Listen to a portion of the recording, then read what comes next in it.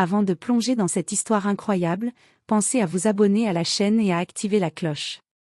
Ici, chaque récit a quelque chose à dire, et vous ne voudrez pas en manquer un seul. La pluie tombait en fines gouttes, transformant le bitume en un miroir sombre qui reflétait les lumières vacillantes des lampadaires. Dans une ruelle étroite de la ville, l'air était chargé de tension. Deux policiers, à peine conscients de la gravité de leurs actes, fouillaient un homme sans histoire, fouille de routine, pensait-il. L'un d'eux glissa sa main dans le portefeuille de l'homme et en sortit une liasse d'argent. L'autre haussa les épaules, convaincu que c'était un simple citoyen pris au mauvais endroit au mauvais moment. Mais ce qu'ils ignoraient, c'était que l'homme devant eux n'était pas ordinaire. Ancien marine, aguerri aux missions les plus périlleuses, il avait passé des années à maîtriser les arts martiaux les plus redoutables. Ses muscles, endurcis par l'entraînement, étaient prêts, et son esprit, aiguisé par des années de discipline militaire, analysait la situation seconde par seconde. Un sourire glacé effleura ses lèvres. Les policiers ne comprirent jamais ce qui se passa. En une fraction de seconde, les mouvements précis et fluides de l'homme neutralisèrent toute menace. Les coups étaient rapides, efficaces, invisibles pour l'œil non averti. L'un des policiers tomba au sol, étourdi, tandis que l'autre tenta de fuir avec l'argent. Mais il était trop tard. L'homme le rattrapa avant même qu'il ne franchisse la sortie de la ruelle. Une main ferme saisit le bras du policier, et une pression bien placée força la liasse d'argent à retomber sur le sol. Ses yeux, calmes mais implacables, se posèrent sur les policiers. Sa voix, basse et menaçante, résonna dans la ruelle. « Vous venez de faire la plus grosse erreur de votre vie. » La pluie continuait de tomber, comme pour effacer les traces de cette confrontation, mais la leçon était gravée dans l'air, sous-estimer quelqu'un à cause de son apparence pouvait coûter bien plus cher que de l'argent. Le lendemain matin, la ville semblait paisible, mais pour l'homme, le calme était trompeur. Il avait récupéré son argent, mais il savait que les policiers racistes et imprudents de la veille n'allaient pas oublier cette humiliation. Il s'était juré de ne pas laisser passer cette injustice. Installé dans son appartement modeste mais parfaitement organisé, il passa en revue les événements. Chaque geste des policiers, chaque détail de la ruelle, était enregistré dans son esprit.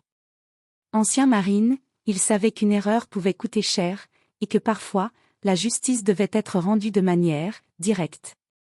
Il enfila ses gants de combat, vérifia ses armes silencieuses et ses techniques de défense rapprochées. Ses yeux brillaient d'une concentration glaciale. Cette fois, il ne s'agissait pas seulement de récupérer ce qui lui appartenait, mais de montrer que sous-estimer quelqu'un pouvait être fatal. Dehors, les policiers vaquaient à leurs occupations, inconscients du danger imminent. Ils riaient entre eux, parlant de leur « bonne action » d'hier, mais l'homme savait exactement où il se trouverait et comment rétablir l'ordre. Il descendit dans la rue, son pas silencieux mais déterminé. Chaque mouvement était calculé. La ville ne se doutait pas qu'un ancien marine, expert en arts martiaux, était sur le point de transformer une simple erreur policière en leçon inoubliable. Au coin de la rue, il aperçut le premier des deux policiers. Il s'arrêta, observa, analysa. Et avec une fluidité qui ferait pâlir n'importe quel agent d'élite, il se rapprocha, prêt à intervenir si nécessaire. Pas pour voler, pas pour détruire, mais pour rappeler que le vrai pouvoir vient du contrôle, de la discipline et de la détermination. Et alors que le policier riait de manière insouciante, l'homme fit un pas en avant, et le silence tomba sur la rue, comme l'annonce d'un orage à venir. Le soleil était à peine levé, mais l'air dans la ruelle était déjà électrique. L'homme avançait avec calme, ses pas parfaitement silencieux sur le bitume mouillé. Les policiers, inconscients, étaient en pleine conversation, riant encore de l'incident d'hier. Ils pensaient tout savoir, mais ils n'avaient aucune idée de ce qui les attendait. Le premier policier s'arrêta soudain, frissonnant sans raison. Une présence invisible semblait peser sur lui. Avant même qu'il n'ait le temps de comprendre, une main ferme s'empara de son bras, le plaquant contre le mur. L'homme resta silencieux, ses yeux noirs fixant les siens, et dans ce regard, il y avait tout, force, maîtrise, et une promesse de conséquences immédiates. « Tu ne te souviens pas de moi » murmura-t-il, sa voix calme mais glaciale. L'autre policier se retourna et tenta de fuir, mais l'ancien marine était déjà derrière lui, ses mouvements fluides et précis. En quelques gestes presque invisibles, il neutralisa les deux hommes, utilisant la force juste nécessaire pour les maîtriser sans leur infliger de blessures irréparables. Chaque mouvement semblait chorégraphié, presque artistique, mais d'une efficacité redoutable. Alors que les policiers étaient à terre, haletants et humiliés, l'homme se redressa, les yeux fixés sur eux avec un mélange de dédain et de contrôle total. Il ramassa lentement la liasse d'argent qu'ils avaient volée, la plaça dans son portefeuille et la fit claquer. « Je vous conseille de vous souvenir de ceci, » dit-il en s'éloignant calmement, « sous-estimer quelqu'un peut coûter bien plus qu'un simple portefeuille. » Les policiers restèrent là, abasourdis, incapables de bouger ou de parler. Dans leur esprit, une seule vérité s'imposa. Hier, ils avaient cru avoir le pouvoir, aujourd'hui, ils venaient de rencontrer la réalité. En disparaissant dans l'ombre des ruelles, l'homme savait que ce n'était que le début. Ceux qui avaient cru le sous-estimer allaient apprendre que la discipline et la maîtrise ne se mesurent pas à l'uniforme ou à la force brute, mais à l'expérience, au courage et à la précision d'un véritable ancien marine. Les policiers étaient humiliés, mais l'orgueil et la colère parlaient plus fort que la raison. Après avoir repris leurs esprits, ils décidèrent de se venger. Pensant que l'homme était un simple citoyen arrogant, ils formèrent un plan pour l'attraper, croyant qu'il n'aurait aucune chance face à eux. Mais ils ignoraient une chose cruciale, l'homme n'était pas seulement un ancien marine. Il était méthodique, calculateur, et chaque pas qu'il faisait était anticipé. La ville entière, ses rues, ses ruelles, et même ses bâtiments abandonnés, étaient gravés dans sa mémoire. Alors qu'il se lançait à sa poursuite, l'homme les mena, presque sans effort, dans un dédale de ruelles sombres. Chaque virage, chaque détour, semblait aléatoire, mais c'était en réalité parfaitement calculé. Les policiers commençaient à sentir la panique monter, les rues se resserraient, les sorties se fermaient, et leurs mouvements devenaient imprévisibles face à la maîtrise absolue de leur cible. Soudain, l'homme fit un geste subtil, une grille métallique se ferma derrière eux, les isolant. Il apparut dans leur dos, calme comme toujours, ses yeux perçants reflétant la détermination d'un guerrier expérimenté. Les policiers, piégés et haletants, comprirent enfin qu'ils avaient sous-estimé quelqu'un de bien plus dangereux qu'eux. « Vous vouliez une revanche, » dit-il d'une voix basse mais glaciale. « Maintenant, vous allez comprendre ce que ça fait de perdre avant même de vous battre. » Il se contenta de rester silencieux, et pourtant, chaque policier sentit la menace invisible de ses compétences. Les minutes s'écoulèrent comme des heures, la tension était palpable, chaque respiration mesurée. Puis, lentement, il les relâcha, les laissant abasourdis et humiliés, sans un coup inutile, mais avec une leçon gravée dans leur esprit à jamais, ne jamais sous-estimer l'expérience, la discipline, et la précision. En s'éloignant dans les ombres de la ville, l'homme savait que cette confrontation avait été la première d'une longue série. Mais il était prêt. Toujours prêt. Chaque mouvement, chaque choix, chaque instant de sa vie avait préparé ce moment. Et dans cette ville où la justice semblait parfois aveugle, il était devenu son propre juge, son propre équilibre, et surtout, sa propre vengeance silencieuse. La ville semblait respirer normalement, mais pour les policiers, chaque son devenait une menace. Depuis leur humiliation, ils étaient hantés par l'image de l'homme qui les avait neutralisés avec une précision et un calme surnaturel. Chaque ruelle, chaque coin sombre, chaque bruit de pas résonnait comme un avertissement. De son côté, l'homme avait disparu dans l'ombre, mais il observait tout. Son appartement était devenu son quartier général improvisé, carte de la ville étalée, caméras de surveillance, et plans de mouvement. Il savait qu'ils allaient tenter quelque chose, car personne n'accepte si facilement de perdre. Mais il était prêt.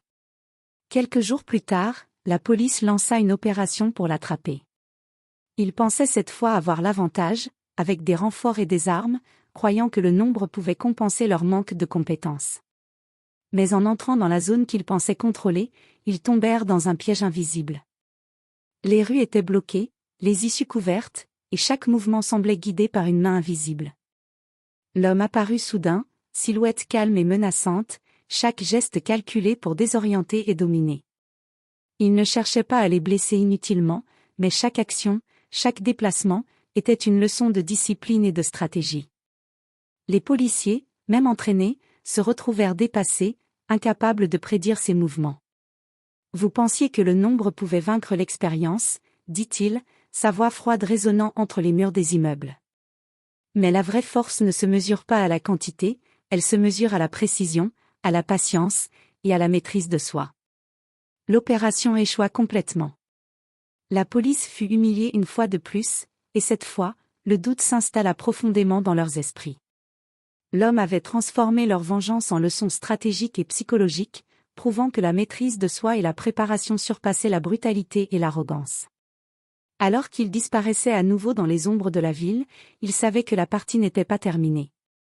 Les policiers avaient été mis à leur place, mais dans ce jeu, chaque erreur pouvait être fatale. Et lui, il était prêt à écrire la suite. Les policiers, humiliés à plusieurs reprises, n'avaient plus peur de se faire ridiculiser, ils avaient peur de lui. Mais l'orgueil est parfois plus fort que la peur, et ils décidèrent de lancer une attaque coordonnée. Cette fois, ils ne laisseraient rien au hasard, renforts, véhicules, et armes étaient prêts. Ils pensaient que le nombre et la surprise leur donneraient enfin l'avantage. Mais l'homme les attendait. Depuis des jours, il avait étudié leurs habitudes, observé leurs stratégies et anticipé chaque mouvement. Chaque rue, chaque ruelle, chaque sortie possible était inscrite dans son esprit comme une carte parfaitement gravée. Lorsque les policiers entrèrent dans la zone qu'ils croyaient sécurisée, ils se rendirent compte trop tard qu'ils étaient piégés. L'homme surgit des ombres avec une précision redoutable. Ses mouvements étaient fluides, rapides et calculés. En quelques secondes, il neutralisa les premiers assaillants, utilisant non pas la force brute, mais la technique et la stratégie. Un policier tenta de fuir en criant, mais il se retrouva face à face avec l'ancien marine. Une série de mouvements d'arts martiaux, précis et rapides, le neutralisa sans violence excessive, laissant pourtant un message clair: toute attaque contre lui serait vouée à l'échec. La bataille semblait chorégraphiée, chaque geste contrôlé, chaque mouvement pensé pour désorienter l'ennemi. La pluie, tombant comme un rideau sur la scène, ajoutait une tension presque cinématographique. Les sirènes résonnaient au loin, mais ici, dans cette ruelle, seule la maîtrise absolue avait le contrôle. Finalement, les policiers, épuisés et humiliés, se rendirent compte qu'ils ne pouvaient rien contre lui. L'homme s'arrêta, les yeux calmes mais perçants, et dit: Aujourd'hui, vous avez appris la leçon. La vraie puissance n'est pas dans l'arrogance ou le nombre, elle est dans la maîtrise, la patience et le respect. N'oubliez jamais cela. Et avec ça, il disparut dans l'ombre, laissant derrière lui une ruelle silencieuse et des policiers transformés par l'expérience, humbles et conscients que sous-estimer quelqu'un peut coûter bien plus qu'un simple portefeuille. Quelques jours après la confrontation finale, la ville semblait retrouver son calme. Les policiers, encore traumatisés et humiliés, étaient devenus prudents, presque paranoïaques. Chaque bruit, chaque ombre, chaque mouvement leur rappelait la puissance de l'homme qu'ils avaient sous-estimé. Ils ne riaient plus, ils n'agissaient plus avec arrogance. La peur s'était installée, et avec elle, la leçon était gravée dans leur esprit à jamais. Pendant ce temps, l'homme observait la ville depuis un toit surplombant ses rues. Il ne cherchait pas la gloire ni la vengeance pour le plaisir, il voulait seulement rétablir l'équilibre, rappeler que la force brute n'a jamais le dernier mot face à la discipline et à la maîtrise. Son regard se posa sur le portefeuille qu'il avait récupéré la première nuit. Ce simple objet symbolisait tout, la justice qu'on croyait perdue, la leçon que certains refusent de comprendre, et la puissance de ceux qui savent se défendre sans perdre le contrôle. Mais un détail attira son attention: dans la ruelle où il avait neutralisé les policiers, un témoin avait filmé toute la scène. Une vidéo, silencieuse mais claire, qui montrait sa technique, sa maîtrise et son sang-froid. Il sut immédiatement que cette preuve pourrait être utilisée à tort, ou que sa discrétion serait compromise. Alors, il fit un choix stratégique. Avec une précision calculée, il récupéra la vidéo et la détruisit. Personne ne devait savoir qu'il était derrière ces événements. La justice qu'il avait rendue resterait invisible, silencieuse, comme une ombre dans la ville. Le twist final vint quelques heures plus tard, la police, traumatisée et incapable de comprendre ce qui s'était passé, publia un communiqué officiel prétendant que l'incident n'avait jamais eu lieu. Les journaux, les caméras de surveillance, tout disparaissait dans un voile de doute. Personne ne savait vraiment ce qui s'était passé. Et l'homme, ancien marine, maître des arts martiaux, disparut complètement de la scène publique. Mais son message résonnait encore dans chaque esprit, la vraie force ne se montre pas, elle se ressent. La maîtrise dépasse toujours la violence. Et sous-estimer quelqu'un peut coûter plus que tout ce que l'on possède. Dans le silence de la nuit, alors que la ville continuait de vivre sa routine, il sourit. Les ombres étaient désormais ses alliés, et lui, plus jamais sous-estimé, prêt à intervenir si l'injustice osait encore se manifester.